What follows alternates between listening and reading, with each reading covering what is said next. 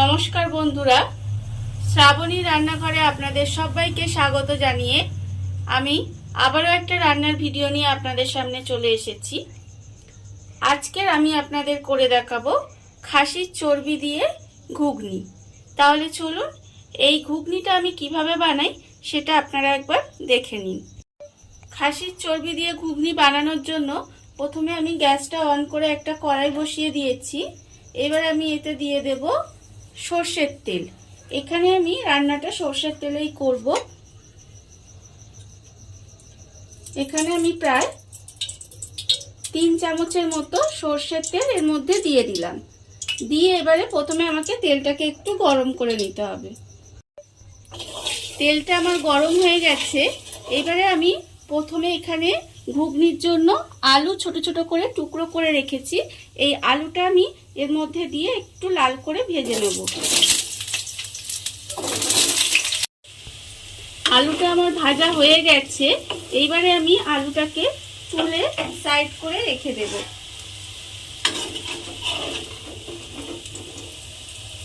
এইভাবে আলু থেকে তেলটা খুব ভালোভাবে ঝাড়িয়ে নেব।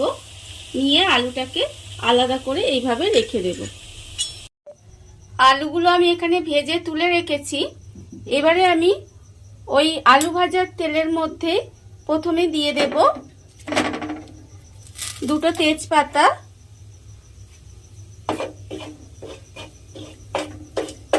আর আমি দিয়ে দেব অল্প একটু গোটা জিরে, আর দেব এতে একটু গোটা গরম মশলা। গোটা গরম মশলার মধ্যে আছে একটু দারচিনি, আর 2টো এলাচ, আর 3টে লবঙ্গ দিয়ে এবার মশলাটা একটু ভাজা ভাজা মতো করে নিয়েছি। এবারে আমি এর মধ্যে দিয়ে দেব পেঁয়াজ কুচি। এখানে আমি একটা বড় সাইজের পেঁয়াজ কুচিয়ে রেখেছি। সেই পেঁয়াজটা আমি এর মধ্যে দিয়ে দিলাম। দিয়ে এবার পেঁয়াজটাকে একটু লাল করে আমাকে ভেজে নিতে হবে। পেঁয়াজটা আমি এখানে লাল করে ভেজে নিয়েছি। এইবারে আমি এর মধ্যে দিয়ে দেব রসুন বাটা। এখানে আমার 1 চামচ মতো রসুন বাটা আমি এর মধ্যে দিয়ে দিলাম। এবার রসুনটাকে একটু ভাজা ভাজা মতো করে নেব, যাতে রসুনের যে কাঁচা গন্ধটা সেই কাঁচা গন্ধটা চলে যায়। রসুনটা দিয়ে আমি একটু ভাজা ভাজা মতো করে নিয়েছি। এইবারে আমি এর মধ্যে দিয়ে দেব টমেটো কুচি। এখানে আমার একটা মাঝারি সাইজের টমেটো কুচিয়ে রেখে দিয়েছিলাম। সেই টমেটো কুচিটা আমি এর মধ্যে দিয়ে দেব। আর আমি দেব এতে নুন। এখানে আমি আন্দাজ মতো নুনটা এর মধ্যে দিয়ে দেব, যাতে টমেটোটা নরম হয়ে যায়। নুনটা আমি এর মধ্যে দিয়ে দিলাম। এইবারে আমি নুনটা দিয়ে আবারও কিছুক্ষণ রান্না হতে দেব এইভাবে। আর এখানে দেখতেই পাচ্ছেন যে তেলটা আমার একটু কম দেওয়া আছে। যেহেতু আমি এতে চর্বি দেব, তাই আমি এখানে একটু তেলটা কম ব্যবহার করেছি। এবার এই নুনটা দিয়ে আমি টমেটোটা আর পেঁয়াজ আর রসুনটাকে খুব ভালোভাবে কষিয়ে নেব।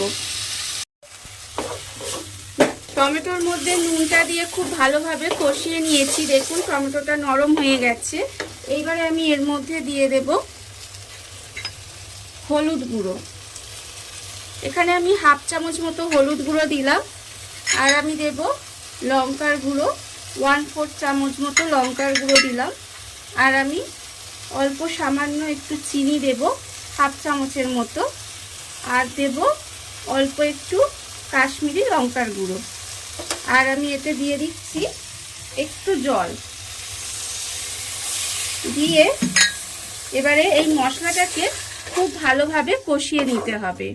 জলটা আমি এই কারণেই দিলাম যে আগে আমি বলে দিয়েছি যে আমি এতে তেলটা কম ব্যবহার করেছি, যেহেতু আমি এর মধ্যে চর্বি দেব। সেই জন্য যাতে তলায় পুড়ে না যায় মশলাটা, সেই জন্য আমি এতে অল্প একটু জল দিলাম। দিয়ে এবার এই মশলাটাকে খুব ভালোভাবে আগে আমাকে কষিয়ে নিতে হবে। মশলাটা আমি খুব ভালোভাবে কষিয়ে নিয়েছি।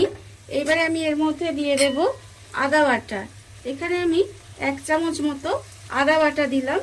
দিয়ে আবারও কিন্তু আমাকে মশলাটা খুব ভালোভাবে কষিয়ে নিতে হবে। আদা বাটাটা দিয়ে আমি আবারও একটু কষিয়ে নিয়েছি। এইবারে আমি এর মধ্যে দিয়ে দেব খাসির চর্বিটা। এখানে আমি একটা ছোট বাটি, 1 বাটি খাসির চর্বি, সেটাকে ছোট ছোট টুকরো করে রেখে দিয়েছি, সেই চর্বিটা আমি এর মধ্যে দিয়ে দিলাম। দিয়ে এবারে চর্বির সঙ্গে মশলাটা কিন্তু খুব ভালোভাবে আগে কষিয়ে নিতে হবে। চর্বিটা দিয়ে আমি খুব ভালোভাবে কষিয়ে নিয়েছি। এবারে আমি এর মধ্যে দিয়ে দেব এখানে যে আমি আলুটা ভেজে রেখেছিলাম, সেই আলুটা আমি এর মধ্যে দিয়ে দেব। আলুটা আমি এর মধ্যে দিয়ে আবারও কিন্তু একটু ভালোভাবে কষিয়ে নেব। আলুটা দিয়ে খুব ভালোভাবে আমি কষিয়ে নিয়েছি। এইবারে আমি এর মধ্যে দিয়ে দেব, এখানে আমি মটর ভিজিয়ে রেখেছিলাম, প্রায় 5 থেকে 6 ঘন্টা কাঁচা মটর জলে ভিজিয়ে রেখে দিয়েছিলাম, সেই মটরটা আমি এর মধ্যে দিয়ে দিলাম। এখানে আমার প্রায় 150 গ্রামের মতো মটর আছে, সেই মটরটা আমি এর মধ্যে দিয়ে দিলাম। দিয়ে এবারে সমস্ত উপকরণগুলো একসঙ্গে আমাকে খুব ভালোভাবে কিন্তু কষিয়ে নিতে হবে। প্রায় 5 থেকে 7 মিনিট ধরে আমি কিন্তু এইটাকে কষিয়ে নেব। মটর, আলু আর খাসির চর্বি সমস্ত কিছু মশলা দিয়ে খুব ভালোভাবে কিন্তু আমি এটা কষিয়ে নিয়েছি। এইবারে আমি এতে দিয়ে দেব জল। এখানে আমি কিন্তু গরম জল ব্যবহার করব, ঠান্ডা জল কিন্তু এটা আমি ব্যবহার করব না। গরম জল ব্যবহার করলে স্বাদটা ভালো হয়। আমি এখানে জল দিলাম যাতে মটরটা আর আলুটা খুব ভালোভাবে সেদ্ধ হয়ে যায়, সেই হিসাবে কিন্তু আমাকে জলটা দিতে হবে। আর জলটা দিয়ে এবারে কিন্তু আমি গ্যাসটা কমিয়ে ঢাকা দিয়ে রেখে দেব, যতক্ষণ না পর্যন্ত সমস্ত কিছু খুব ভালোভাবে সেদ্ধ হয়ে যায়। দেখুন আপনারা, আলু আর মটর আর চর্বি খুব ভালোভাবে সেদ্ধ হয়ে গেছে। ঘুগনিটা আমার প্রায় হয়েই এসেছে। এইবারে আমি একদম শেষে আমি এর মধ্যে দিয়ে দেব গরম মশলা। এখানে আমি ছোট চামচের 1/4 চামচ মতো গরম মশলা দিয়ে দিলাম। দিয়ে আবারও এটা খুব ভালোভাবে মিশিয়ে নেব। মিশিয়ে নিয়ে গ্যাসটা অফ করে ঢাকা দিয়ে রেখে দিলেই কিন্তু ঘুগনি আমার রেডি হয়ে যাবে। খাসির চর্বি দিয়ে ঘুগনি রেডি হয়ে যাবে। দেখুন বন্ধুরা, কত সুন্দর আমার খাসির চর্বি দিয়ে ঘুগনি রেডি হয়ে গেছে, আপনারা দেখতেই পেলেন। আর এই ভিডিওটা যদি আপনাদের ভালো লেগে থাকে তাহলে লাইক করবেন, কমেন্ট করবেন আর সাবস্ক্রাইব করবেন আমার চ্যানেলকে। আজ এই পর্যন্ত, নমস্কার।